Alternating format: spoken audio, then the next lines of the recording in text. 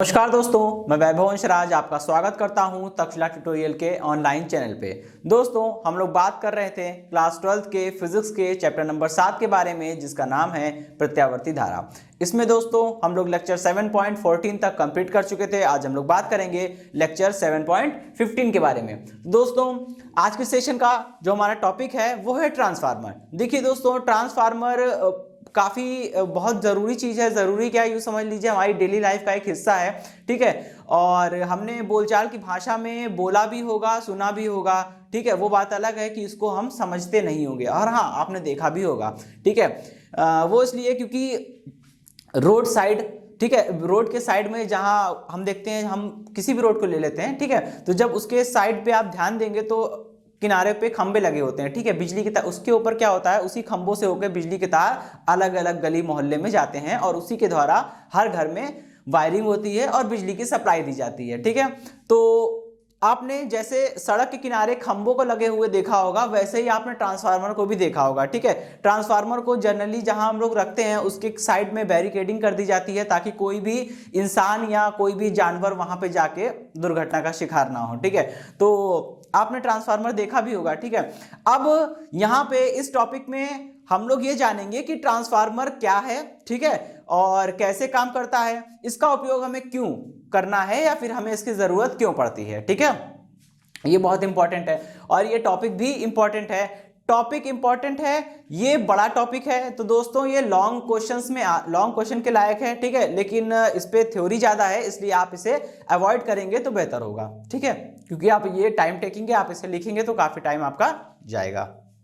Okay दोस्तों, चलिए, तो सबसे पहले हम लोग ट्रांसफार्मर के बारे में शुरुआत करेंगे। तो जाहिर सी बात है, हम लोग जैसे कि सारे हम लोग ने उपकरण के बारे में पढ़ते थे, इसको भी 3 पॉइंट्स में पढ़ेंगे। सिद्धांत, संरचना और क्रियाविधि, ठीक है। तो सिद्धांत, संरचना, क्रियाविधि से भी पहले हम एक चीज जानेंगे कि ट्रांसफार्मर की जरूरत हमें क्यों पड़ती है, ठीक है। देखिए दोस्तों, ट्रांसफार्मर की अगर हम बात करें तो आपको पता है कि हमारे हर एक स्टेट में, ठीक है, हर एक स्टेट में और स्टेट के अंदर भी हम बात करें डिस्ट्रिक्ट की, तो हर एक डिस्ट्रिक्ट में कहीं ना कहीं किसी ना किसी रूप में पावर प्लांट लगा होता है, ठीक है। पावर प्लांट करता क्या है? पावर प्लांट जो है वो किसी भी रूप में एनर्जी होती है उसको क्या करता है, कन्वर्ट करता है इलेक्ट्रिकल एनर्जी में। यानी कि किसी भी प्रकार की ऊर्जा को कन्वर्ट करना होता है किसमें, विद्युत ऊर्जा में। उसी को हम लोग पावर प्लांट बोलते हैं। नाम आपने खूब सुना होगा, ठीक है। अब हमको क्या करना है दोस्तों, हमें डेली लाइफ में बिजली की आवश्यकता है, हमें इलेक्ट्रिसिटी चाहिए, हमें विद्युत धारा चाहिए, ठीक है। तो ये बिजली है, विद्युत धारा, हमें इलेक्ट्रिसिटी कैसे मिलेगी, उसको हम डेली यूज तो कर रहे हैं, लेकिन वो आएगी कहां से? तो जाहिर सी बात है, उसको उत्पन्न भी करना होगा, उसको पैदा भी करना होगा, ठीक है। तो बिजली को पैदा करने के लिए, यानी कि विद्युत ऊर्जा को उत्पन्न करने के लिए हमें क्या करने पड़ते हैं, जगह जगह उसके लिए कारखाने टाइप के लगाने पड़ते हैं, फैक्ट्री लगानी पड़ती है। जैसे किसी चीज को बनाने के लिए उसकी फैक्ट्री लगाई जाती है, वैसे ही विद्युत धारा को बनाने के लिए हमें पावर प्लांट्स लगाने पड़ते हैं। हिंदी में आप विद्युत संयंत्र बोल सकते हैं, ठीक है। तो दोस्तों, जो पावर प्लांट होते हैं उनका बस बेसिक मोटो यानी कि पर्पस, यानी उद्देश्य केवल इतना होता है कि ऊर्जा किसी भी प्रकार में हो, हमें उसे कन्वर्ट करना है किसमें, विद्युत ऊर्जा में, बस, ठीक है। अब चाहे तो आप ताप ऊर्जा को विद्युत ऊर्जा में बदलिए, ठीक है, चाहे आप हाइड्रोस्टैटिक एनर्जी को इलेक्ट्रिकल एनर्जी में बदलिए, चाहे आप एटॉमिक एनर्जी को इलेक्ट्रिकल एनर्जी में बदलिए, या फिर आप मैकेनिकल एनर्जी को इलेक्ट्रिकल एनर्जी में बदलिए। आपको याद होगा इसी चैप्टर में शुरुआत में आपको एक टॉपिक पढ़ाया गया था, उसका नाम था डायनामो, यानी कि विद्युत धारा जनित्र, ठीक है, अल्टरनेटिंग करंट जनरेटर, ठीक है। मैंने आपको बताया था कि जो बारात में चलता रहता है, पीछे आवाज करता रहता है, ठीक है, वही जनरेटर है। वो जनरेटर क्या कर रहा है, वो भी तो एक तरह से पावर प्लांट हुआ। सोचिए, आखिर वो भी क्या कर रहा है, बिजली को उत्पन्न कर रहा है, विद्युत धारा को उत्पन्न कर रहा है। तो जो भी वस्तु या जो भी संयंत्र विद्युत धारा को उत्पन्न करेगा, ठीक है, क्या कहलाएगा, पावर प्लांट कहलाएगा। अच्छा, अगर हम बात करते हैं विद्युत धारा जनित्र यानी कि अल्टरनेटिंग करंट जनरेटर की, तो उसमें क्या होता है दोस्तों, उसमें मैकेनिकल एनर्जी कन्वर्ट होती है किसमें, इलेक्ट्रिकल एनर्जी में, क्योंकि उसके अंदर कॉइल को घूमना, कॉइल घूमती है, बस जो है विद्युत धारा उत्पन्न हो जाती है। और अगर हम बात करें सेल की, तो सेल भी क्या है, एक प्रकार का पावर प्लांट है। वो क्या करता है, रासायनिक ऊर्जा को विद्युत ऊर्जा में कन्वर्ट कर रहा है, ठीक। चलिए, तो ऐसे बहुत सारे टाइप हो सकते हैं। अब बात होती है कि जब पावर प्लांट में बिजली का उत्पादन होता है तो उस बिजली को घरों में अलग अलग जगह तक कैसे भेजा जाएगा।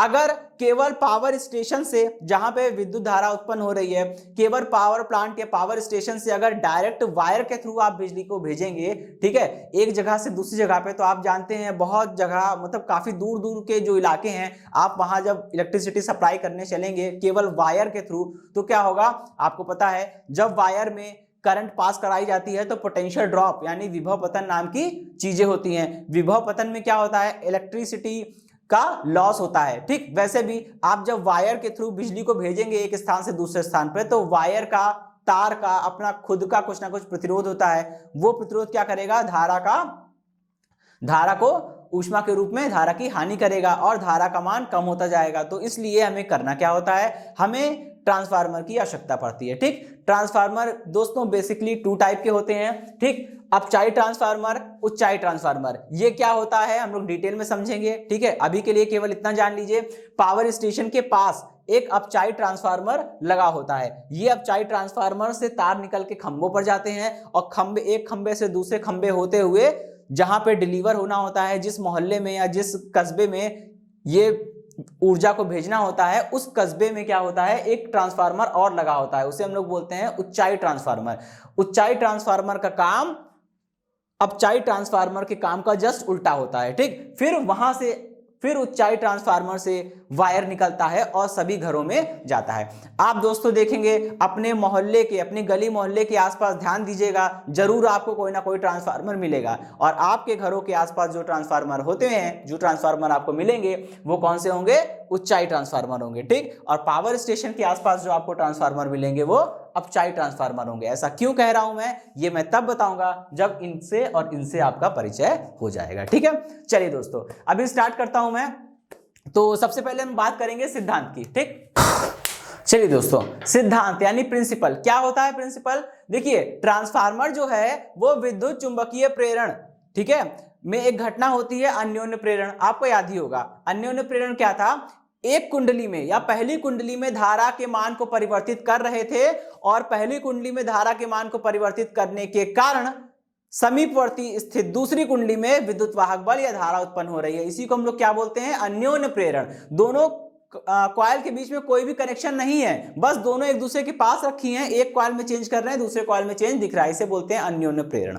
ठीक है, तो ट्रांसफार्मर जो है वो अन्योन्य प्रेरण के सिद्धांत पर कार्य करने वाला एक उपकरण है, एक युक्ति है, यानी एक डिवाइस है। ठीक, अब देखिए यहां पे हम आपको 2 शब्दों का यूज करेंगे, वो बहुत कंफ्यूजिंग ना हो इसलिए मैं यहां बोर्ड पे लिख दे रहा हूं। ओके दोस्तों, देखिए अब हम लोग सिद्धांत में इसका परिचय भी दे देंगे, मतलब ये भी बता देंगे कि ट्रांसफार्मर है क्या, क्योंकि कोई आपसे पूछे कि ट्रांसफार्मर से आप क्या समझते हैं तो भी आपको यही लाइन बता देनी है। अगर कोई आपसे पूछेगा ट्रांसफार्मर का सिद्धांत बताओ तो भी आप ये लाइन बता सकते हैं। वैसे ध्यान से देखा जाए तो ट्रांसफार्मर का सिद्धांत केवल इस एक लाइन में छिपा है कि ट्रांसफार्मर अन्योन्य प्रेरण के सिद्धांत पर कार्य करने वाली एक युक्ति है। ठीक है, लेकिन हम लोग इसे पूरा समझेंगे। देखिए कहते हैं ट्रांसफार्मर का सिद्धांत समझिएगा, ट्रांसफार्मर अन्योन्य प्रेरण यानी म्यूचुअल इंडक्शन के सिद्धांत पर कार्य करने वाली एक युक्ति है जो निम्न विभव वाली प्रबल धारा को उच्च विभव वाली दुर्बल धारा में अथवा उच्च विभव वाली दुर्बल धारा को निम्न विभव वाली प्रबल धारा में परिवर्तित करने के काम आती है। ठीक है, या परिवर्तित कर सकती है। ठीक है दोस्तों, चलिए तो ये तो इसका हो गया सिद्धांत। ठीक, अब हम लोग एक बात जानेंगे कि ट्रांसफार्मर क्या कर रही है, ट्रांसफार्मर क्या करता है, निम्न विभव वाली प्रबल धारा को उच्च विभव वाली दुर्बल धारा में, या उल्टा उच्च विभव वाली दुर्बल धारा को निम्न विभव वाली प्रबल धारा में परिवर्तित कर सकता है। लेकिन दोस्तों इस परिवर्तन के दौरान विद्युत धारा की जो शक्ति होती है, ठीक है, जो शक्ति होती है वैद्युत शक्ति, वैद्युत शक्ति मतलब इनपुट वाले सिरे पर, इनपुट टर्मिनल पर आने वाली धारा और विभव का मल्टीप्लाई, ठीक है, और निर्गत सिरे यानी कि आउटपुट टर्मिनल पर निकलने वाली धारा और विभव का मल्टीप्लाई, ये दोनों क्या होते हैं, बराबर होते हैं। मतलब ट्रांसफार्मर क्या करता है, निवेशी शक्ति, निवेशी वैद्युत शक्ति और निर्गत वैद्युत शक्ति में को आपस में परिवर्तित नहीं करता है। मतलब जितनी शक्ति इनपुट में आएगी, जितनी इनपुट पावर मिलेगी उतनी ही आउटपुट पावर वो दे देगा, पावर का लॉस वो नहीं करता है। ठीक है, तो यहाँ पे मैं लिख दे रहा हूं। देखिए दोस्तों, अगर मान लीजिए यहाँ पे मैं एक शब्द यूज करूंगा। देखिए यहाँ पे मैंने दो कॉइल बनाई है, ये पहली कॉइल, ये दूसरी कॉइल। ये जो दोस्तों पहली कॉइल है इसको हम लोग बोलते हैं प्राथमिक कुंडली, ठीक है। प्राथमिक कुंडली मतलब पहली कॉइल, ठीक। और जिस टर्मिनल से हमने आउटपुट लिया है, ठीक है दोस्तों, देखिए हर चीज के दो टर्मिनल होते हैं, ठीक। एक टर्मिनल में हम कुछ इनपुट देते हैं, दूसरे सिरे से या दूसरे टर्मिनल से हम आउटपुट लेते हैं, ठीक है। अच्छा, अब देखिए पहली वाली कुंडली में हमने प्रत्यावर्ती विभव लगाया है और दूसरे वाले सिरे को हम उस उपकरण से जोड़ देंगे जिस उपकरण को हमें चलाना है, ठीक। तो यहां पे वही बात हो गई, जिस कॉइल में हम प्रत्यावर्ती विभव आरोपित करेंगे उसे हम लोग बोलेंगे प्राथमिक कुंडली यानी कि प्राइमरी कॉइल, और जिस टर्मिनल पर या जिस कॉइल के सिरों के मध्य हम विभव लेंगे उसे हम लोग बोलेंगे आउटपुट टर्मिनल यानी कि सेकेंडरी कॉइल यानी कि द्वितीयक कुंडली, ठीक। अच्छा, अगर मान लीजिए प्राथमिक कुंडली को इंग्लिश में प्राइमरी कॉइल बोलते हैं, इसलिए मैं पी लिख रहा हूं। मान लीजिए प्राथमिक कुंडली में धारा कितनी है, आईपी, और प्राथमिक कुंडली के सिरों के मध्य विभव कितना है या विभवांतर कितना है, ईपी, ठीक है। अगर प्राथमिक कुंडली में धारा आईपी है और विभव ईपी है और द्वितीयक कुंडली में धारा आईएस और विभव ES है, तब क्या होगा भाई। अगर हमको देखिए दोस्तों विद्युत शक्ति निकालनी होती है तो विद्युत शक्ति P बराबर कितना होता है, V इंटू I होता है। जानता हूं V के कई सारे फॉर्मूले होते हैं, लेकिन एक फॉर्मूला ये भी होता है, ठीक है। एक फॉर्मूला VI होता है, एक फॉर्मूला I स्क्वायर R होता है, एक formula V square upon R होता है, ठीक है। लेकिन हम अभी इस फॉर्मूले को लेकर चल रहे हैं क्योंकि हमें V और I के टर्म्स में बात करनी है। तो दोस्तों वैद्युत शक्ति का मान विभव और धारा के गुणनफल के बराबर होता है। अगर हमें इनपुट टर्मिनल पर यानी कि निवेशी सिरे पर वैद्युत शक्ति चाहिए तो करना क्या होगा, निवेशी सिरे में धारा और विभव का मल्टीप्लाई करना पड़ेगा। ES इंटू, पहले हम प्राइमरी कॉइल के लिए लिखते हैं, EP इंटू IP, ठीक है। चलिए, इज इक्वल टू क्या होगा, द्वितीयक कुंडली में धारा ES इंटू IS, ठीक है। ये हो गया इक्वेशन नंबर 1। बात समझ में आ गई, ओके, ठीक है। ट्रांसफार्मर विद्युत शक्ति को परिवर्तित नहीं करता है, अर्थात निवेशी सिरे पर कुल विद्युत शक्ति का मान निर्गत सिरे पर कुल विद्युत शक्ति के बराबर होता है। देखिए दोस्तों, अगर आप किसी भी स्टेटमेंट को, किसी मैथमेटिकल स्टेटमेंट को, किसी समीकरण को पढ़ के उसको शब्दों में व्यक्त करना सीख जाएंगे तो आपका रटने वाला काम काफी हद तक खत्म हो जाएगा। वैसे भी फिजिक्स में कुछ रटने वाला नहीं होता है, ठीक है। चलिए अब हम लोग आगे बढ़ेंगे और इनके बारे में जानेंगे। जो ट्रांसफार्मर के दो प्रकार हमने अभी सुने हैं, इनके बारे में बात करेंगे। देखिए दोस्तों, ट्रांसफार्मर मुख्यतः दो प्रकार के होते हैं, अपचाई ट्रांसफार्मर, उच्चाई ट्रांसफार्मर। लेकिन दोस्तों अभी यहाँ पे आपको थोड़ा सा रुकना पड़ेगा क्योंकि मैं आपको इनके बारे में बताऊंगा, उससे पहले हमें थोड़ा संरचना के बारे में जान लेना होगा, ठीक है, ठीक है। इतनी बात हो गई। अच्छा, अभी हम क्या करेंगे, अब हम आगे बढ़ेंगे, बात करेंगे संरचना की, ठीक है।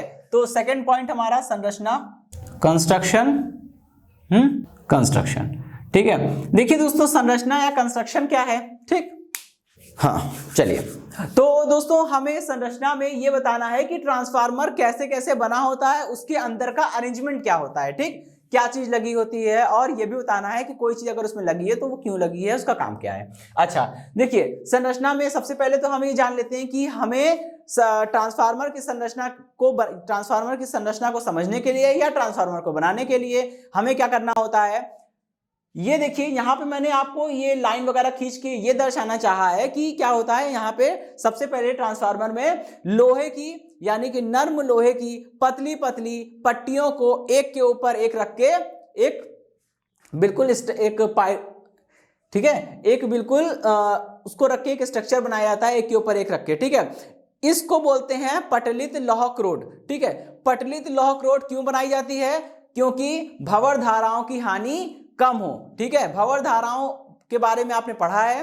भंवर धारा में होता क्या है दोस्तों, जब किसी धातु के ठोस टुकड़े से होकर विद्युत फ्लक्स का मान बदलता है तब उस धातु के टुकड़े में एक धाराएं उत्पन्न होती हैं, ठीक है, प्रेरित धाराएं उत्पन्न होती है, और वो प्रेरित धाराएं क्या करती हैं, एक बंद लूप बनाकर पूरे ठोस टुकड़े में गति करती हैं, जिस कारण वो ठोस टुकड़ा बहुत गर्म हो जाता है और उसके मेल्ट यानी पिघलने के भी चांसेस हैं, ठीक है। तो यहां पे ऐसा ना हो, ठीक है, इसलिए भंवर धाराओं के रूप में विद्युत ऊर्जा की हानि ना हो, इसलिए यहां पे हमने क्या किया है, लोह क्रोड को पटलित बनाया हुआ है, ठीक है। लेकिन दोस्तों ऐसा बनाते हैं कि एक लोहे की क्रोड को रखने के बाद उसके ऊपर कुछ लगाते हैं, मतलब कोई भी इंसुलेशन मटेरियल, कोई भी इंसुलेटिंग मटेरियल लगा दीजिए, कोई भी अचालक पदार्थ लगा दीजिए, फिर दूसरी प्लेट रखिए, फिर अचालक पदार्थ लगा दीजिए, फिर तीसरी प्लेट रखिए। ऐसा इसलिए करते हैं दोस्तों ताकि दो लोहे की प्लेट आपस में एक दूसरे को टच ना करें, ठीक है। तो एक के ऊपर एक रख के एक स्ट्रक्चर बनाते हैं, ठीक है। फिर उसमें क्या करते हैं, उसके एक साइड पर हम एक तांबे के तारों को लपेट देते हैं और उसके अपोजिट फेस पे तांबे की तार को लपेट के द्वितीयक कुंडली बनाई जाती है। अब इन दोनों कुंडलियों में से किसी एक कुंडली पर हम क्या करते हैं, प्रत्यावर्ती विभव आरोपित करते हैं। जिस कुंडली पर हम प्रत्यावर्ती विभव आरोपित करते हैं उसे हम लोग प्राथमिक कुंडली बोलते हैं, ठीक। तथा जिस कुंडली से हम विभव को प्राप्त करते हैं या धारा को प्राप्त करते हैं उसे हम लोग बोलते हैं द्वितीयक कुंडली, ठीक है। चलिए अब देखिए दोस्तों, यहां पे एक चीज मैं और बताना चाहूंगा। जब इस लोहे की पत्तियों के ऊपर, ये जो लोहे की क्रोड बनाई है पटलित क्रोड, इस पटलित क्रोड के ऊपर जब आपने तांबे के तारों को लपेट कर कुंडलियां बनाई हैं, प्राथमिक कुंडली और द्वितीयक कुंडली, तो दोस्तों तांबे के तार को हमेशा इस प्रकार से लपेटेंगे कि तांबे के तार जो हैं, ठीक है, जो तांबे के तार हैं वो क्या करें, वो लौह क्रोड को टच नहीं करने चाहिए, क्योंकि अगर तांबे के तार लौह क्रोड को टच करेंगे तो क्या होगा, ऐसा हो सकता है कि तार से धारा निकल के डायरेक्ट क्या हो, लौह क्रोड में जाए और लौह क्रोड से होते हुए द्वितीयक कुंडली में पहुंच जाए। अगर ऐसा होगा तो ट्रांसफार्मर जो है वो शॉर्ट कर जाएगा, ब्लास्ट हो सकता है, ठीक है। क्योंकि इसमें क्या होता है जनरली दोस्तों, ट्रांसफार्मर चाहे ऊंचाई ट्रांसफार्मर हो या फिर वो अपचाई ट्रांसफार्मर हो, होता क्या है, उसमें से एक साइड पर पोटेंशियल कम होता है, एक साइड पर पोटेंशियल हमेशा ज्यादा होगा। पोटेंशियल का डिफरेंस आपको मिलेगा, एक जगह विभव कम होगा, एक जगह विभव ज्यादा होगा। तो अगर ऐसा होगा कि धारा जो है वो तार से निकलकर लौह क्रोड से होते हुए द्वितीयक कुंडली में पहुंचेगी तो वो रास्ता बहुत ही छोटा हो जाएगा, उसका रेजिस्टेंट इतना होगा नहीं कि वो उस वोल्टेज को बियर कर सके और परिणाम स्वरूप फलस्वरूप क्या होगा, ब्लास्ट हो जाएगा, ठीक है। तो ऐसा नहीं होना चाहिए, इसे बोलते हैं शॉर्ट सर्किट, ठीक है। जब भी कभी ऐसा होता है तो इस घटना को हम लोग बोलते हैं शॉर्ट सर्किट। तो शॉर्ट सर्किट हो जाएगा तो जान ही रहे, घरों में काफी हुआ होगा, ठीक है। तो वही चीज होती है, तो ऐसा कर देंगे तो भी ट्रांसफार्मर काम नहीं कर पाएगा, ठीक। चलिए, तो ये तो हो गई इसकी संरचना में ये जरूर बताना होगा आपको कि आइसोलेशन इज मस्ट, ठीक है। आइसोलेशन इज मोस्ट इंपॉर्टेंट, होना ही चाहिए, क्योंकि अगर दो पटलित क्रोड आपस में एक दूसरे को टच कर जाएंगी तो भी शॉर्टिंग हो सकती है। अगर तांबे के तार लौह क्रोड को टच कर जाएंगे तो भी शॉर्टिंग हो सकती है, ठीक है। तो इस शॉर्टिंग से बचने के लिए हमें ऐसा करना होगा, ठीक है। चलिए दोस्तों, अब हम लोग आगे बढ़ते हैं। चलिए दोस्तों, ऊंचाई और अपचाई ट्रांसफार्मर को देखते हैं, ठीक है। मैंने आपको बताया था कि ट्रांसफार्मर एक ऐसी युक्ति है जो निम्न विभव वाली प्रबल धारा को उच्च विभव वाली दुर्बल धारा में परिवर्तित करती है या उसका उल्टा।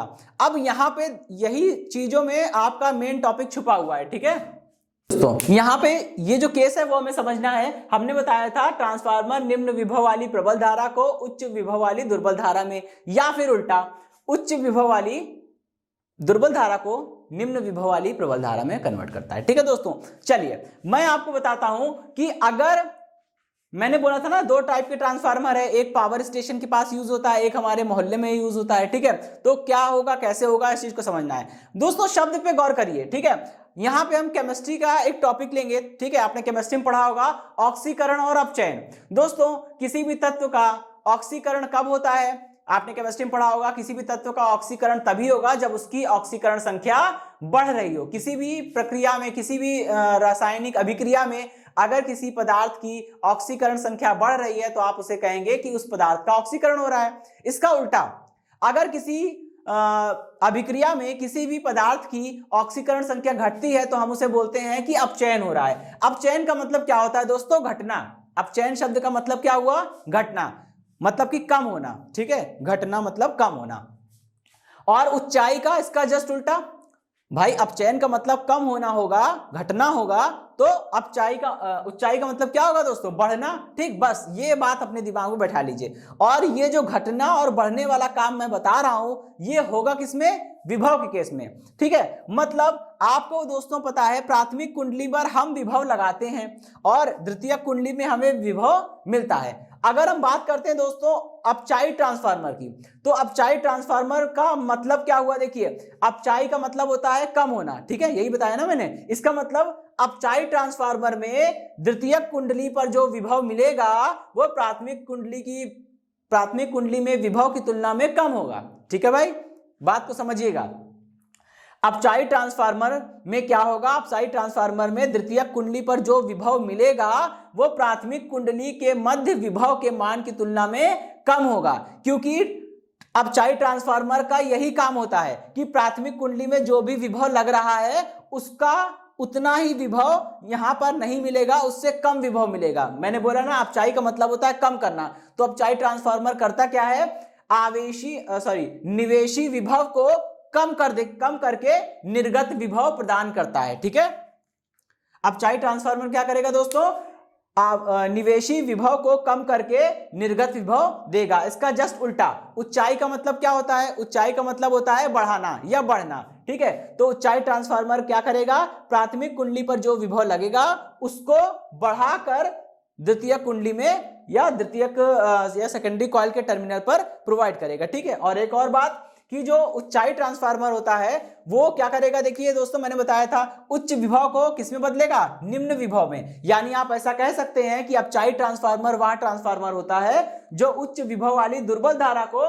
निम्न विभव वाली प्रबल धारा में परिवर्तित करता है। इसका जस्ट रिवर्स, अब उच्चाई ट्रांसफार्मर क्या करता है, उच्चाई ट्रांसफार्मर विभव को बढ़ा रहा है। ठीक है, उच्चाई का मतलब होता है बढ़ाना, यानी कि आप ऐसा बोलेंगे कि उच्चाई ट्रांसफार्मर वह ट्रांसफार्मर है जो निम्न विभव वाली प्रबल धारा को उच्च विभव वाली दुर्बल धारा में परिवर्तित करता है। ठीक है दोस्तों, इसके माध्यम से हम उच्चाई और अपचाई ट्रांसफार्मर को बेहतर ढंग से परिभाषित कर सकते हैं। चलिए दोस्तों, तो इतनी बात तो हमें समझ में आ गई। ठीक है, मतलब उच्चाई ट्रांसफार्मर और अपचाई ट्रांसफार्मर की एक एक परिभाषा में पता चल गई। अच्छा दोस्तों, अभी मैं आपको एक छोटे से फॉर्मूले के माध्यम से एक और फैक्ट बताना चाहूंगा। देखिए दोस्तों, हमने फैराडेज लॉ ऑफ ईएमआई यानी कि फैराडे के विद्युत चुंबकीय प्रेरण के नियम के बारे में हमने एक चीज पढ़ी थी, एक छोटा सा नियम पढ़ा था कि किसी भी कुंडली के सिरों के मध्य उत्पन्न होने वाले विद्युत वाहक बल का मान E is equal to minus का n d∅dt होता है। अगर दोस्तों हम लोग प्राथमिक कुंडली की बात कर रहे हैं तो प्राथमिक कुंडली के सिरों के मध्य उत्पन्न होने वाला विभव, दोस्तों प्राथमिक कुंडली को हम लोग बोलते क्या है, प्राइमरी कॉइल, है ना। ठीक है, तो अगर हम प्राइमरी कॉइल यानी प्राथमिक कुंडली के सिरों के मध्य विभव लिखना चाहते हैं तो हमने क्या किया, इसको ईपी लिख दिया। ईपी का मतलब, ई का मतलब विद्युत वाहक बल है और पी मतलब प्राइमरी कॉइल में विद्युत वाहक बल यानी कि प्राइमरी कॉइल में अप्लाइड पोटेंशियल, ठीक है, या अप्लाइड ईएमएफ। ठीक, चलिए, और एन क्या होता है दोस्तों, जिस कुंडली की बात हो रही है उस कुंडली में फेरों की संख्या। दोस्तों हमने मान लिया है, देखिए प्राथमिक कुंडली के लिए हमने पी लिखा है, धारा आईपी है, विभव ईपी है, तो प्राथमिक कुंडली में फेरों की संख्या कितनी हो गई दोस्तों, एनपी हो गई। इसी प्रकार अगर द्वितीय कुंडली में धारा आईएस है, विभव ईएस है, तो फेरों की संख्या एनएस हो गई। ठीक है, तो हमने क्या किया, प्राथमिक कुंडली के लिए EP is equal to minus का एनपी d∅dt, और द्वितीय कुंडली में विद्युत वाहक बल का मान ES is equal to minus का NS d∅dt। इतनी चीज समझ में आ गई। चलिए दोस्तों, अब हमें पता है कि अपचाई ट्रांसफार्मर के लिए क्या होता है दोस्तों, अपचाई ट्रांसफार्मर में जो होगा द्वितीय कुंडली पर जो विभव मिलेगा ES, ठीक है, द्वितीय कुंडली पर जो विभव मिलेगा ES, उसका मान क्या होगा, वो कम होगा किसकी तुलना में, प्राथमिक कुंडली में विभव के मान के तुलना में। ठीक है, मतलब अपचाई ट्रांसफार्मर में क्या होगा, प्राथमिक कुंडली पर विभव ज्यादा होगा, द्वितीय कुंडली पर विभव कम होगा। ठीक है, चलिए, अपचाई ट्रांसफार्मर में बात हो गई। उच्चाई ट्रांसफार्मर में क्या होगा, उच्चाई में द्वितीय कुंडली में ज्यादा विभव मिलता है, प्राथमिक में कम मिलता है, यानी कि उच्चाई के लिए क्या हो जाएगा, ES is greater than EP।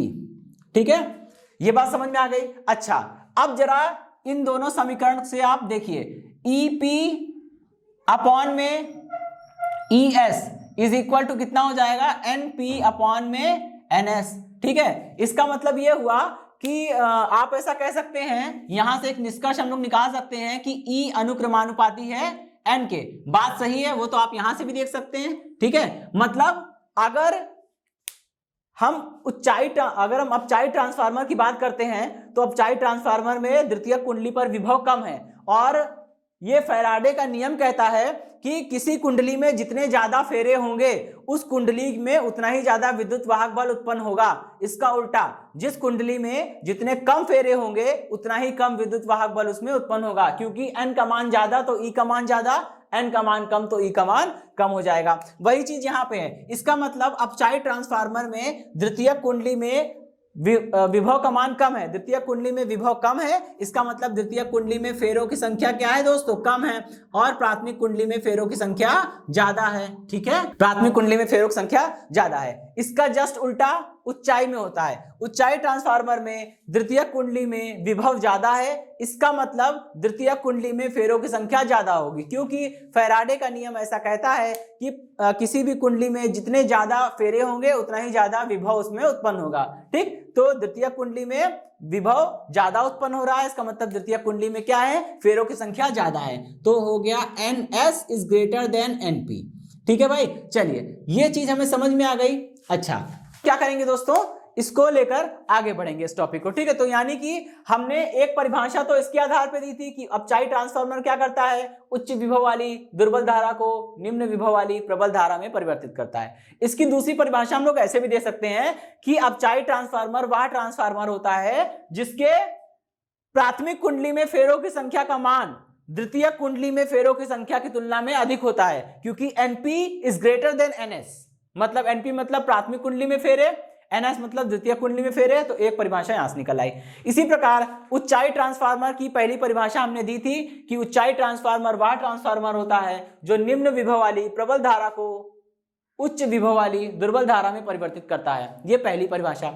दूसरी परिभाषा कि उच्चाई ट्रांसफार्मर वह ट्रांसफार्मर होता है जिसके द्वितीय कुंडली में फेरों की संख्या प्राथमिक कुंडली में फेरों की संख्या की तुलना में क्या होती है, अधिक होती है। ठीक है, तो ये दोनों चीज हमने यहाँ पे लिख दिया। देखिए दो परिभाषा, अभी एक परिभाषा हम लोग लास्ट में निकालेंगे। तो यहाँ से दोस्तों हमें एक चीज समझ में आ रही है कि देखिए ये फिजिक्स कितनी ही आसान है। अगर हम छोटी छोटी चीजों को समझना, समझे, लॉजिक को कैप्चर करें तो ये काफी आसान हो जाता है, कुछ भी रटने वाला नहीं है। यहाँ दो डेफिनेशन मैं निकाल चुका हूँ। ठीक है, अपचाई के लिए दो डेफिनेशन हो गई, उच्चाई के लिए दो डेफिनेशन हो गई, अभी एक डेफिनेशन और बनेगी। आपकी इच्छा, आप तीनों में से कुछ भी लिखिए। मान लीजिए एक नंबर का क्वेश्चन आ गया कि अपचाई ट्रांसफार्मर से आप क्या समझते हैं, तो तीन परिभाषा मैं आपको सिखाऊंगा, उसमें से आपको जो अच्छा लगे या जो समझ में आ रहा हो वो आप लिख दीजिए, और साथ में उच्चाई या अपचाई जो भी पूछा जाएगा उसका डायग्राम जरूर बना देंगे। अगर उच्चाई पूछा गया है तो उच्चाई का डायग्राम, अपचाई ट्रांसफार्मर पूछा गया है तो अपचाई का डायग्राम बनाएंगे। ठीक है, डायग्राम मस्ट है, डायग्राम इंपॉर्टेंट है, वो जरूर बनाइएगा। ठीक है, चलिए अभी हम लोग आगे बढ़ते हैं। अब दोस्तों हम लोग देखेंगे क्रियाविधि। ठीक, चलिए दोस्तों हम लोग क्रियाविधि देखेंगे। ठीक है, हम लोग वर्किंग की बात करेंगे। ठीक दोस्तों, वर्किंग में हमको ये जानना है कि ये काम कैसे करता है। ठीक है, ट्रांसफार्मर कैसे चल रहा है, ठीक, हमको वो जानना है। तो देखिए सबसे पहले तो हम क्या करते हैं, प्राथमिक कुंडली पर यानी कि प्राइमरी कॉइल में हमने क्या किया, एक अपना EMF लगाया, अपना वोल्टेज लगाया, प्रत्यावर्ती विभव लगाया। ठीक है, जब आप प्रत्यावर्ती विभव को प्राथमिक कुंडली में लगाएंगे तो प्राथमिक कुंडली में धारा उत्पन्न होने लगेगी। ठीक है, और आपको पता है दोस्तों, जैसे ही प्राथमिक कुंडली में धारा प्रवाहित होगी, प्राथमिक कुंडली क्या करेगा, अब प्राथमिक कुंडली अपना चुंबकीय क्षेत्र उत्पन्न करेगी। ठीक है, क्योंकि आपको पता है कि अगर एक सीधे सामान्य से तार में भी धारा प्रवाहित होती है तो वो एक सीधा सा तार भी अपने चारों ओर विद्युत धारा के कारण एक चुंबकीय क्षेत्र उत्पन्न कर लेता है। किसने कहा था, ओस्टेड ने कहा था। ठीक है, तो जब एक सीधा तार अपने में प्रवाहित धारा के कारण चुंबकीय क्षेत्र उत्पन्न कर सकता है, तो यहां तो देखिए ढेर सारे फेरे हैं, तो एक कुंडी भी क्या करेगी, एक चुंबकीय क्षेत्र उत्पन्न करेगी, और वो चुंबकीय क्षेत्र की बल रेखाएं जो है वो सभी तरफ फैलेगी, सभी दिशाओं में फैलेगी। जब प्राथमिक कुंडली के द्वारा उत्पन्न चुंबकीय क्षेत्र की चुंबकीय बल रेखाएं सभी दिशाओं में फैलेगी तो वो द्वितीय कुंडली से होकर भी गुजरेगी। अब समझिएगा, यानी हम ये कह सकते हैं कि प्राथमिक कुंडली में धारा के कारण द्वितीय कुंडली में फ्लक्स गुजर रहा है, चुंबकीय फ्लक्स गुजर रहा है। आप समझिएगा, प्राथमिक कुंडली में आपने लगाया है प्रत्यावर्ती विभव। जब आप प्राथमिक कुंडली में प्रत्यावर्ती विभव लगाते हैं तो दोस्तों प्रत्यावर्ती विभव का मान तो कंटिन्यूअसली चेंज होता रहता है। ठीक है, जब प्रत्यावर्ती विभव का मान चेंज होगा तो प्राथमिक कुंडली में धारा का मान भी चेंज होगा। जब प्राथमिक कुंडली में धारा का मान चेंज होगा तो प्राथमिक कुंडली के कारण उत्पन्न चुंबकीय क्षेत्र भी परिवर्तित होगा, और जब प्राथमिक कुंडली के कारण उत्पन्न चुंबकीय क्षेत्र परिवर्तित होगा तो वही बल रेखाएं तो दूसरी कुंडली से गुजर रही है। अगर प्राथमिक कुंडली में विभव का मान बढ़ेगा, धारा बढ़ेगी और चुंबकीय क्षेत्र बढ़ेगा, तो ज्यादा बल रेखाएं गुजरेगी द्वितीय कुंडली से, तो हम कहेंगे कि द्वितीय कुंडली से गुजरने वाला फ्लक्स बढ़ गया। इसका उल्टा, जब विभव कम होगा धारा कम हो जाएगी, धारा कम हो जाएगी तो प्राथमिक कुंडली के द्वारा उत्पन्न चुंबकीय क्षेत्र घटेगा। जब प्राथमिक कुंडली के द्वारा उत्पन्न चुंबकीय क्षेत्र घटेगा तो अब द्वितीय कुंडली से कम बल रेखाएं गुजरेगी और हम कहेंगे कि द्वितीय कुंडली से गुजरने वाला फ्लक्स घट गया। जब द्वितीय कुंडली से गुजरने वाला फ्लक्स बढ़ेगा, घटेगा, यही घटना होती रहेगी, तो दोस्तों हमें प्रॉब्लम कहां आएगी? तो बात यह उठेगी कि द्वितीय कुंडली से गुजरने वाला फ्लक्स परिवर्तित हो रहा है, और जब भी किसी कुंडली से गुजरने वाला फ्लक्स परिवर्तित होता है वहां पे काम करने लगता है फैराडे का विद्युत चुंबकीय प्रेरण का नियम, और विद्युत चुंबकीय प्रेरण की घटना के तहत यहां पे एक विद्युत वाहक बल उत्पन्न हो जाएगा, जिसे हम लोग द्वितीय विद्युत वाहक बल या द्वितीय कुंडली के सिरों के मध्य प्राप्त विद्युत वाहक बल कहते हैं। ठीक है दोस्तों, तो ये तो हो गई इसकी पूरी फंक्शनिंग, इसकी पूरी वर्किंग। अब देखिए दोस्तों, अगर मान लीजिए प्राथमिक कुंडली में विभव है EP और फेरे हैं NP, तो EP is equal to minus NP d∅dt। ये हो गया दोस्तों प्राथमिक कुंडली के लिए इक्वेशन नंबर 2। ठीक है, अगर मान लीजिए द्वितीय कुंडली में विभव है ES और फेरों की संख्या है NS, तो ES is equal to NS d∅dt। ये बात समझ में आ गई, इक्वेशन नंबर 3। अब हमको करना क्या है, दोनों इक्वेशन को भाग कर दीजिए। EP upon ES is equal to NP upon में NS। इतनी बात समझ में आ गई, इक्वेशन नंबर 4। अभी देखिए, ठीक, अब क्या करेंगे, इक्वेशन 1 को कॉल करिए।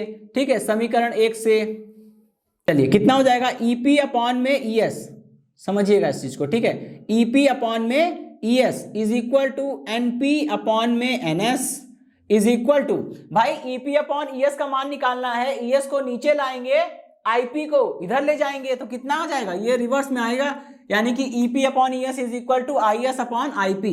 ठीक है, IS अपॉन में IP। ठीक है, ये क्वेश्चन नंबर 5 हो गई। ठीक है, लेकिन इससे पहले, ठीक है दोस्तों, ये रिलेशन आ गया। अब हम क्या करेंगे, इसको रिवर्ट कर दीजिए। इसको रिवर्ट करने का मतलब है इसको उल्टा कर दिया, ES upon EP, ES upon EP is equal to NS upon NP is equal to IP upon में IS।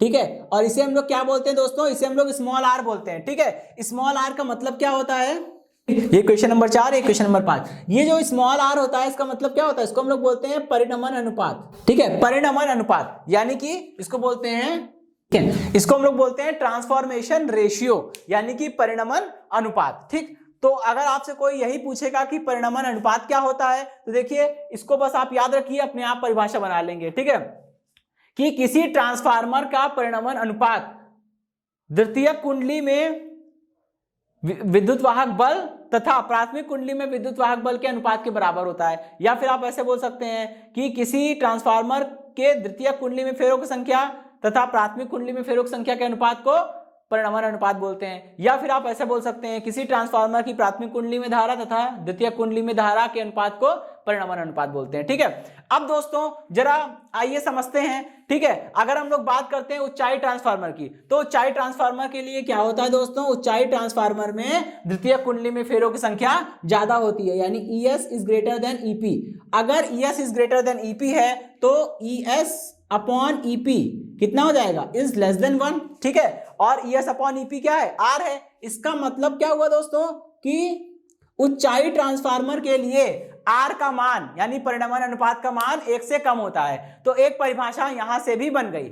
आप कह सकते हैं ऊंचाई ट्रांसफार्मर एक ऐसा ट्रांसफार्मर होता है जिसके लिए परिणमन अनुपात का मान 1 से अधिक होता है। ठीक है, बात समझ में आ गई। अब इसका उल्टा अपचाई ट्रांसफार्मर की हम लोग बात करेंगे। ठीक है, अपचाई ट्रांसफार्मर में क्या होता है दोस्तों, अपचाई ट्रांसफार्मर में द्वितीय कुंडली में कम विभव मिलता है, और अगर अपचाई ट्रांसफार्मर में द्वितीय कुंडली में कम विभव मिल रहा है तो हम लोग इसको क्या लिख सकते हैं, ES अपॉन में EP इज लेस देन 1। ठीक है, और ES अपॉन EP कितना है, ES अपॉन EP देखिए R बन गया। इसका मतलब यहां पे हम लोग इसे ऐसे लिख सकते हैं कि हम लोग इसे लिख सकते हैं R इज लेस देन 1, यानी कि दोस्तों अपचाई ट्रांसफार्मर एक ऐसा ट्रांसफार्मर होता है जिसके लिए परिणमन अनुपात का मान 1 से कम होता है। ठीक है दोस्तों, तो पता चल गया हमें कि अपचाई ट्रांसफार्मर और उच्चाई ट्रांसफार्मर के लिए तीसरी परिभाषा क्या थी। अब चलिए दोस्तों हम लोग एक नए टॉपिक की बारे में बात करेंगे, ट्रांसफार्मर की दक्षता। दोस्तों ट्रांसफार्मर की दक्षता यानी कि इफिशियंसी ऑफ ट्रांसफार्मर। दोस्तों ट्रांसफार्मर की दक्षता को हम लोग ईटा से लिखते हैं, इसे हम लोग ईटा बोलते हैं। ठीक है, 11वीं क्लास में आपने बनाया होगा। ईटा बनाने के लिए करना क्या होता है, एन लिखिए और उसको थोड़ा सा ऐसे नीचे बढ़ा दीजिए, तो ये हो गया ईटा। ठीक, तो इफिशियंसी ऑफ ट्रांसफार्मर यानी ईटा का मान कैसे निकालते हैं या कैसे परिभाषित करते हैं। द्वितीयक कुंडली में पावर कितनी होगी, ES इंटू IS, और अपॉन में प्राथमिक कुंडली में पावर EP इंटू IP। बस यही है आपकी ट्रांसफार्मर की दक्षता। अब समझिएगा, ठीक है, इक्वेशन नंबर 5 हो गई थी, इक्वेशन नंबर 6, यहां से हम लोग इसकी परिभाषा निकाल सकते हैं। बस ये याद होना चाहिए आपको, ट्रांसफार्मर की दक्षता के लिए परिभाषा को रटना नहीं पड़ेगा भाई। ES इंटू IS क्या है, द्वितीय कुंडली में विद्युत शक्ति। EP इंटू IP क्या है, प्राथमिक कुंडली में विद्युत शक्ति। तो हम बोलेंगे किसी ट्रांसफार्मर की द्वितीय कुंडली में विद्युत शक्ति या निर्गत विद्युत शक्ति तथा प्राथमिक विद्युत शक्ति या निवेशी विद्युत शक्ति के अनुपात को क्या बोलते हैं, हम लोग ट्रांसफार्मर की दक्षता बोलते हैं। ठीक, एक बार फिर सुनिएगा, किसी ट्रांसफार्मर की निर्गत शक्ति तथा निवेशी विद्युत शक्ति के अनुपात को ट्रांसफार्मर की दक्षता कहते हैं, इसे ईटा से प्रदर्शित करते हैं। और दोस्तों आपको पता है कि ट्रांसफार्मर में कई सारी हानियां होती हैं। ठीक है, जैसे कि ट्रांसफार्मर में कॉपर के वायर लगे हैं, तो आप चाहे जितना भी विभव लगाएंगे, धारा प्रवाहित होगी। दोस्तों तांबे के तार में जब धारा प्रवाहित होगी तो तांबे का खुद का कुछ ना कुछ प्रतिरोध होता है, जिस कारण थोड़ी धारा जो है वो थोड़ी ऊर्जा जो है वो ऊष्मा के रूप में नष्ट हो जाएगी। ठीक है, आपको पता ही होगा कि किसी भी तार में अगर धारा प्रवाहित की जाती है, ठीक है, T समय के लिए, तो उसमें उत्पन्न विद्युत शक्ति का मान, उत्पन्न ऊष्मा का मान कितना होता है। ठीक है, हमें पता है दोस्तों कि अगर किसी भी परिपथ में I धारा प्रवाहित हो रही है T समय के लिए, तो इतनी ऊष्मा उत्पन्न होती है। इस फॉर्मूले के द्वारा हम लोग निकाल सकते हैं। तो दोस्तों तांबे के तार में जब धारा प्रवाहित होगी तो थोड़ी बहुत ऊष्मा तो तांबे के तार में उत्पन्न होगी, इसलिए तांबे का तार क्या करेगा, जो ऊष्मा को उत्पन्न करेगा वो ऊष्मा मतलब कहां से आ रही, वो विद्युत ऊर्जा का क्षय हो रहा है, विद्युत ऊर्जा परिवर्तित हो जा रही है ऊष्मा में, जबकि उसे ऐसा नहीं होना चाहिए। तो थोड़ा बहुत लॉस क्या होता है, विद्युत ऊर्जा का थोड़ा बहुत लॉस, थोड़ी बहुत हानि तांबे के तारों में ऊष्मा के रूप में होती है। ठीक, दूसरा पॉइंट दोस्तों, ये हमने क्या किया है, पटलित लौह रोड क्यों बनाई थी, ताकि लौह रोड में भंवर धाराओं का लूप छोटा बने, और भंवर धाराओं का लूप छोटा होगा तो विद्युत ऊर्जा की ऊष्मा के रूप में हानि भी कम होगी। उस हानि को हम लोग थोड़ा बहुत कम कर सकते हैं, लेकिन थोड़ी बहुत तो भंवर धाराओं के रूप में हानि होनी है। ठीक है, पहली हानि कॉपर के वायर में हो गई, दूसरी हानि जो है वो पटलित लौह रोड में, छोटा ही सही लेकिन भंवर धाराओं का लूप तो बन रहा है, इसलिए भंवर धाराओं की रूप में विद्युत ऊर्जा की हानि भी हो रही है। तीसरा दोस्तों, जब बार बार चुंबकीय क्षेत्र घटता और बढ़ता है तो ये नर्म लोहे की जो क्रोड है वो क्या होगी, बार बार जो है वो बार बार जो है वो चुंबकित और विचुंबकित होगी। जब नर्म लोहे की क्रोड बार बार चुंबकित और विचुंबकित हो रही है तो इस घटना के कारण क्या होगा, इसका मैग्नेटाइजेशन और डीमैग्नेटाइजेशन बार बार हो रहा है, इसलिए दोस्तों इसमें क्या होता है, इसमें जो है शैथिल्य हानि भी होती है। ठीक है, विद्युत ऊर्जा के रूप में शैथिल्य हानि होती है। ठीक है, अच्छा, अब दोस्तों इन सभी प्रकार की हानियों के कारण इतना तो तय है कि इनपुट टर्मिनल पर हम जितनी भी पावर लगाएंगे, ठीक है, उतनी पावर हमें आउटपुट में मिलेगी नहीं। ठीक है, आउटपुट में जो पावर मिलेगी वो हमेशा क्या होगी, आउटपुट में मिलने वाली पावर हमेशा इनपुट वाली पावर से कम होगी। ठीक है, और अगर ये ऐसा केस बन रहा है तो इसका मतलब क्या हुआ कि ES IS अपॉन में EP IP, ठीक है, कितना हो जाएगा दोस्तों, ये हो जाएगा लेस देन 1। ठीक है, इसीलिए कहते हैं कि ट्रांसफार्मर की दक्षता जो होगी, ईटा का मान या तो 1 से कम होगा और N की वैल्यू जो होगी वो 100% से कम होगी। कभी भी किसी भी ट्रांसफार्मर की दक्षता जो है 1 से ज्यादा नहीं हो सकती या 100% से ज्यादा नहीं हो सकती। ठीक है, अभी तक जो मोस्ट इफिशिएंट ट्रांसफार्मर बने हैं उनकी दक्षता यानी उनकी एफिशिएंसी कितनी होती है, 95% तक होती है। और दोस्तों मैं आपको एक बात बता दूं कि ट्रांसफार्मर में ये लोहे की क्रोड हो कोई जरूरी नहीं है, बिना लोहे की क्रोड के भी ट्रांसफार्मर बनते हैं। अगर आपने बिना लोहे की क्रोड के ट्रांसफार्मर बनाया है, ठीक है, ये प्राथमिक कुंडली हो गई, ठीक है, ये प्राथमिक कुंडली हो गई और ये द्वितीयक कुंडली हो गई, इतना आपने पढ़ा था। ठीक है, अगर प्राथमिक कुंडली और द्वितीयक कुंडली के बीच में डबल लाइन खींची है तो समझ लीजिएगा वो डबल लाइन किसको दिखा रही है, वो डबल लाइन नर्म लोहे की क्रोड को दिखा रही है। और इस तरह के ट्रांसफार्मर को बोलते हैं, इस तरह के ट्रांसफार्मर को बोलते हैं आयरन कोर्ड ट्रांसफार्मर। ठीक है, आयरन कोर ट्रांसफार्मर। और अगर मान लीजिए बिना आयरन कोर के भी ट्रांसफार्मर बनते हैं, कैसे बनाएंगे, प्राथमिक कुंडली उसके बगल में द्वितीय कुंडली रख देंगे, बस तब भी काम करेगा। ठीक है, तो अगर बिना आयरन कोर, बिना नर्म लोहे की क्रोड के ट्रांसफार्मर बना होगा तो उसके लिए हमको यहाँ पे बीच में डबल लाइन खींचने की आवश्यकता नहीं है। अगर आपने केवल प्राथमिक कुंडली द्वितीय कुंडली बना दी है और बीच में कोई भी डबल लाइन नहीं खींची है तो टीचर ये समझेंगे कि आप ये कहना चाहते हैं कि दोनों कुंडलियों के बीच में नर्म लोहे की क्रोड नहीं है, और ऐसे को बोलते हैं एयर कोर ट्रांसफार्मर। ठीक है, ऐसे ट्रांसफार्मर को हम लोग बोलते हैं एयर कोर ट्रांसफार्मर। दोस्तों एयर कोर ट्रांसफार्मर की तुलना में आयरन कोर ट्रांसफार्मर ज्यादा एफिशिएंट होता है। क्यों? क्योंकि आयरन करता क्या है, आयरन जो है वो लौह चुंबकीय पदार्थ है, और आपको पता है कि अगर किसी चुंबकीय क्षेत्र में कोई लौह चुंबकीय पदार्थ आप रख देते हैं तो उस चुंबकीय क्षेत्र का मान बढ़ जाता है। जैसे परिनालिका में हुआ था, बिल्कुल वही काम यहां होने वाला है। जैसे ही हम नर्म लोहे की छड़ पे लपेट कर कुंडलियों को बनाते हैं और एक आयरन कोर ट्रांसफार्मर का निर्माण करते हैं तो प्राथमिक कुंडली के द्वारा उत्पन्न चुंबकीय क्षेत्र का मान कई गुना बढ़ जाता है, जिस कारण द्वितीय कुंडली से गुजरने वाला फ्लक्स भी कई गुना बढ़ जाता है और द्वितीय कुंडली में ज्यादा विद्युत वाहक बल उत्पन्न होता है। इसीलिए हम कह सकते हैं कि नर्म लोहे की पटलित क्रोड का इस्तेमाल करने से क्या होता है, प्राथमिक कुंडली और द्वितीय कुंडली के बीच में कपलिंग स्ट्रांग हो जाती है। कपलिंग स्ट्रांग होने का मतलब है कि जितनी शक्ति यहां से निकली थी, जितना फ्लक्स यहां से निकला था, वो ज्यादा से ज्यादा मात्रा में द्वितीय कुंडली से होकर गुजर गया और वेस्टेज, नुकसान बहुत कम हुआ। इससे क्या होता है दोस्तों, ट्रांसफार्मर की दक्षता बढ़ जाती है, और ट्रांसफार्मर की दक्षता बढ़ जाएगी तो हमारे लिए अच्छा ही होगा। ओके दोस्तों, तो इसी टॉपिक के साथ ये सेशन समाप्त होता है। इस सेशन से जुड़े नोट्स प्राप्त करने के लिए डिस्क्रिप्शन में दिए गए लिंक पर जाके क्लिक कीजिए। ओके दोस्तों, आज के सेशन में इतना ही, मिलता हूं नेक्स्ट सेशन में। धन्यवाद।